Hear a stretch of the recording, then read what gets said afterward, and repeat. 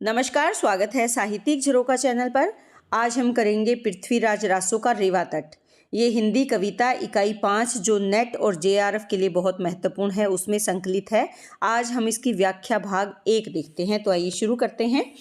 देखिए, पृथ्वीराज रासो की अगर बात करें तो ये हिंदी भाषा में लिखा गया एक महाकाव्य है जिसमें सम्राट पृथ्वीराज चौहान के जीवन चरित्र का वर्णन किया गया है। इसके रचयिता कौन है? चंद्रबरदाई है। और चंद्रबरदाई पृथ्वीराज के बचपन के मित्र और उनके राजकवि थे। उनकी युद्ध यात्राओं के समय वो वीर रस की कविताओं से सेना को प्रोत्साहित भी करते थे। इस महाकाव्य में कुल 69 सर्ग हैं। सर्ग या अध्याय हम इसे कह सकते हैं, जिनको इसमें 69 समय कहा गया है। यानी यहाँ पर इसको क्या कहा गया है? सर्ग को, सर्ग या अध्याय जिसे कहते हैं उसमें समय कहा गया है। प्राचीन समय में प्रचलित प्राय सभी छंदों का इसमें व्यवहार हुआ है या प्रयोग हुआ है। इसमें जो मुख्य छंद है वो कवित है, छप्पे जिसको कहा गया है, दूहा या दोहा, तोमर, गोत्र, त्रोटक, गाहा और आर्या छंद का इसमें प्रयोग किया गया है। पृथ्वीराज रासो में जो रेवा तट है ये इसका 27वां समय है या 27वां सर्ग है। यह चंद्रबरदाई के द्वारा रचित महाकाव्य का एक महत्वपूर्ण हिस्सा है जिसमें पृथ्वीराज चौहान और चामुंड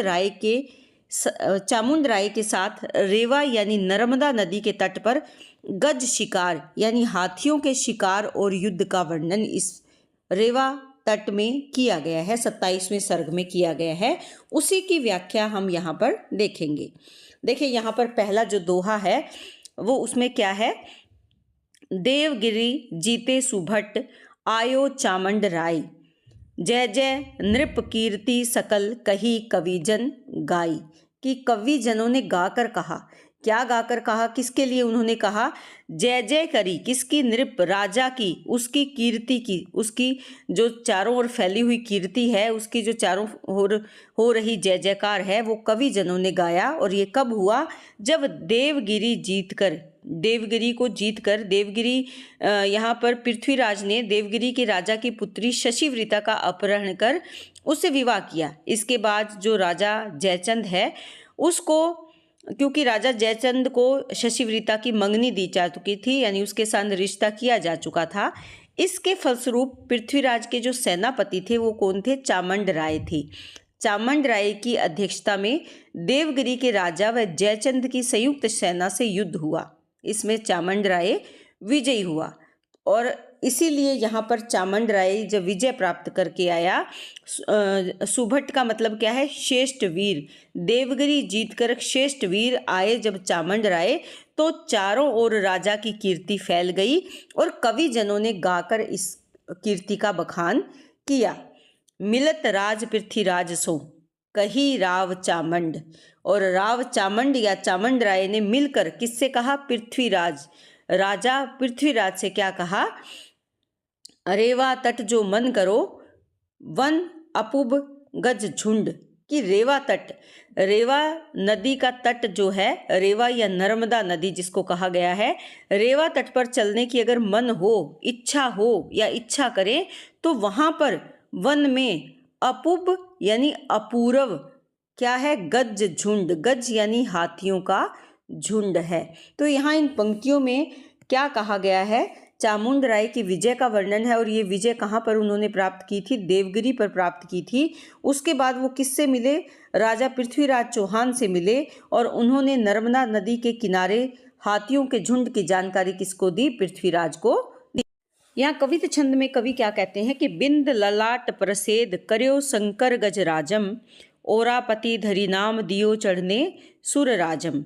कि बिंद ललाट, बिंद ललाट से अभिप्राय के क्या है? कि बिंद यानी बूंद, ललाट माथे पर, किसकी? प्रसेद। प्रसेद क्या है? पसीना। कि पसीने, प्रसेद से अभिप्राय क्या है? पसीना। ध्यान रखें कि प्रसेद या पसीने की बूंदें माथे पर कर्यो किया। शंकर कौन है? जो भगवान शिव है। शंकर ने अपने ललाट यानी माथे पर आई हुई पसीने की बूंदों से तिलक करके गजराजम, तिलक करके गज को क्या बना दिया? गजराजम बना दिया। कि किससे तिलक किया? गजराज के अपने माथे के पसीने की बूंदों से तिलक किया, इसलिए उसे गज से गजराज बना दिया। और ओरापति से अभिप्राय क्या है? ऐरापति या ऐरावत कह सकते हैं। ऐरापति उसका क्या किया? धरी नाम, उसका नामकरण किया। और उसे दियो चढ़ने के लिए किसको दिया? सुरराजम, सुरों के राजा कौन है? जो सुरों के राजा इंद्र है। सुरों के राजा इंद्र को वो चढ़ने के लिए, सवारी करने के लिए दिया। तो यहाँ पर जो भगवान शंकर है उनका चित्रण किया गया है कि भगवान, अभी बात, ये घटना यहाँ क्यों आई? क्योंकि यहाँ रेवा तट पर घूमते हुए हाथियों का जिक्र है। हाथी क्या है? हाथी माने जाते हैं कि वो स्वर्ग में रहने वाले जीव हैं, परंतु धरती पर नर्मदा नदी के तट पर वो कैसे आए, उसकी ओर यहाँ पर कवि लेकर जा रहे हैं। तो अपने माथे पर आई हुई पसीने की बूंदों से शंकर ने गज का तिलक किया, जिससे उसे गजों का राजा गजराज कहा गया। और ऐरापति उसका नामकरण किया गया। और उसे चढ़ने के लिए, सवारी करने के लिए किसको दिया गया? स्वर्ग में जो देवलोक के राजा हैं, सुरराज यानी देवताओं के राजा कौन है? इंद्र को सवारी के लिए दिया गया। दानव दल तेहि गंजी रंजी उम्या उर अंदर। दानव दल का तेहि यानी उसने, गंजी से अभिप्राय यहाँ पर क्या है? कि उसका गंजन किया, अर्थात उसका विनाश किया। और रंजी का मतलब रंजन किया। किसका? रंजी का मतलब यहाँ पर क्या है? प्रसन्न किसको किया? उमा कौन है? शिव की जो पत्नी है वो क्या है? उमा। शिव की पत्नी उमा को यहाँ पर प्रसन्न हुआ। उर अंदर, उर अर्थात उनके हृदय के अंदर प्रसन्नता का अनुभव किया, क्योंकि उन्होंने क्या किया? दानव दल का विनाश किया, जिससे उमा के हृदय को प्रसन्नता प्राप्त हुई। होई कृपाल हस्तिनी संग बगसी रची सुंदर। होकर कृपाल यानी कृपालु होकर।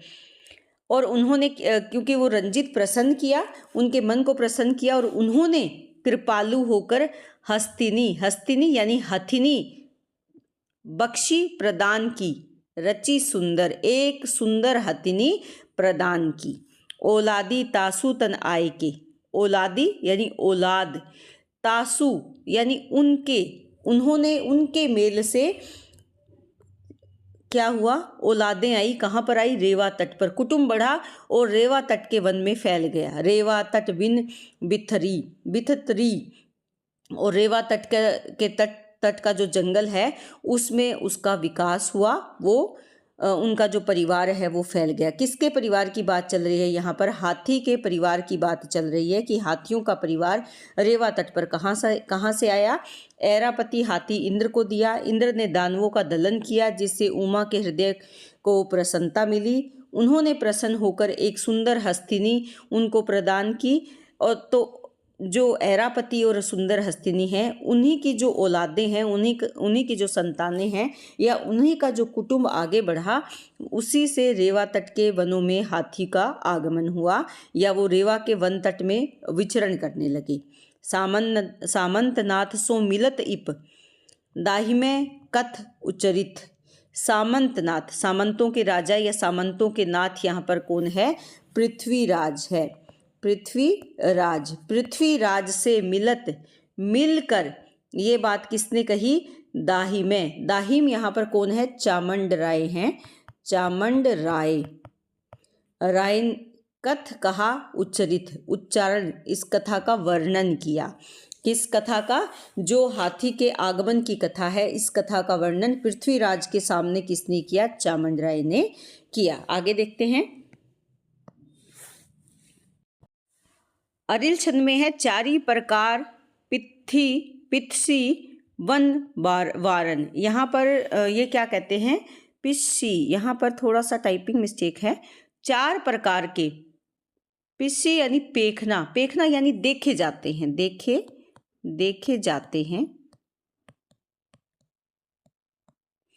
4 प्रकार के क्या देखे जाते हैं? वन यानी जंगल में। वारन से अभिप्राय यहाँ पर क्या है? हाथी है। 4 प्रकार के हाथी जंगल में देखे जाते हैं, जिसमें से कौन है? भद्र मंद मृग जाति साधारण, कि एक तो भद्र, दूसरा मंद, मृग और जाति साधारण, यानी इन 3 प्रकार के हाथियों का वर्णन मिलता है, परंतु कहीं कहीं 4 से अधिक जातियों का भी उल्लेख किया गया है। तो ये 4 प्रकार की जातियां हैं, भद्र, मंद, मृग और साधारण हाथी जंगल में देखे जाते हैं।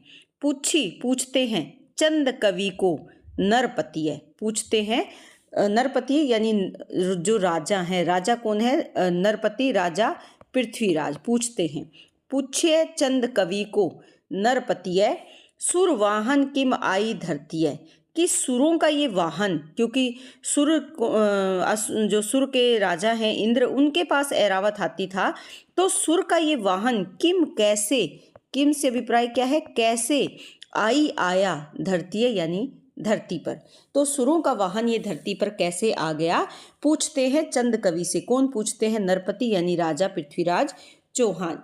आगे चंद कवि उत्तर देते हैं, किसमें? कवित छंद में। क्या कहते हैं? हिमाचल उपकंठ एक चट वृष्प उतंगम, 100 जोजन परिमाण सास तस भजी मतंगम। यहाँ पर वो क्या कहते हैं? तो हिमाचल यानी हिमाचल के, उपकंठ यानी उसके पास, हिमाचल के पास या हिमाचल के समीप एक, यहाँ क्या है? वट वृक्ष है, वट वृष्प उत्तंगम, के एक बहुत बड़ा ऊंचा वट का वृक्ष है, पेड़ है, वृक्ष यानी वृक्ष है, वृक्ष या पेड़ है। 100 योजन, वो कितना विस्तृत है? 100 योजन तक वो विस्तृत है। परिमाण, 100 योजन तक उसका माप है, उसका विस्तार है, उसका फैलाव है। आगे क्या कहते हैं? परिमाण से अभिप्राय क्या है? प्रमाण है। सास तस भजी मतंग, लेकिन उसकी सास से अभिप्राय क्या है? सास यानी शाखा, उसकी भजी भज दी, तोड़ दी, मतंग से अभिप्राय यहाँ पर क्या है? कि जो हाथी है, मतंग यानी हाथी ने उस वृक्ष की, उस वट वृक्ष की शाखाएं तोड़ दी। बहुरी दुरद मद अंध डाही मुनिवर आराम, और उसके बाद उसने क्या किया हाथी ने? कि बहुरी यानी फिर द्विरद या दुरद, 2 दांत वाला जो हाथी है, वो मद में अंधा होकर, यानी अपने अहंकार में, मद क्या है? उसका अहंकार है, उसका घमंड है, उसमें जो ताकत है उसके कारण मद होकर यानी अहंकार में अंधा होकर ढा दी, ढाना यानी गिराना, गिरा दिया। क्या गिरा दिया? मुनिवर का आश्रम, जो मुनि का आश्रम था उसकी फुलवारी को भी उसने तहस नहस कर दिया, उसके बगीचे को तहस नहस कर दिया। दीर्घतपा जो कौन है यहाँ पर? ऋषि दीर्घतपा है, वो देसी श्राप दीनों कूपी तामम, उन्होंने क्या किया? कुपित होकर, क्योंकि जो दीर्घतपा ऋषि हैं, ऋ शब्द यहाँ ऋषि की ओर संकेत करता है, तो दीर्घतपा ऋषि ने कुपित होकर क्या किया? उसको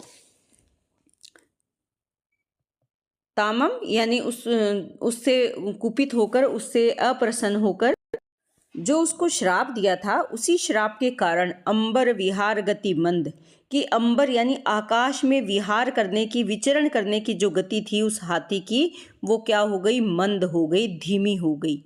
इसी कारण हुए नर आरूढ़न संग्रिय, इसी कारण जो नर है या मानव है वो उसकी ओर आरूढ़ हो पाया, यानी आरोहण यानी चढ़ना, और चढ़ने के लिए उसका संग्रहण कर लिया, उसे अपने पास रख लिया या उसे पकड़ लिया। आरूढ़ करने के लिए यानी इसका मतलब क्या है? चढ़ने के लिए, कि हाथी को अपने चढ़ने के लिए नर ने क्या कर लिया? उसे संग्रहण कर लिया, यानी उसे पकड़ लिया।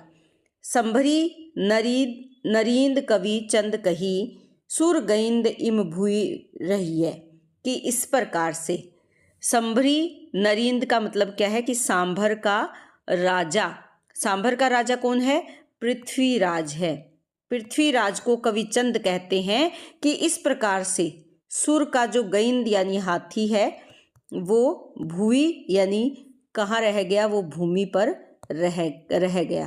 क्योंकि वो तो पृथ्वीराज पूछते हैं कि वो तो स्वर्ग का जीव है, तो वो भूमि पर कैसे रह गया।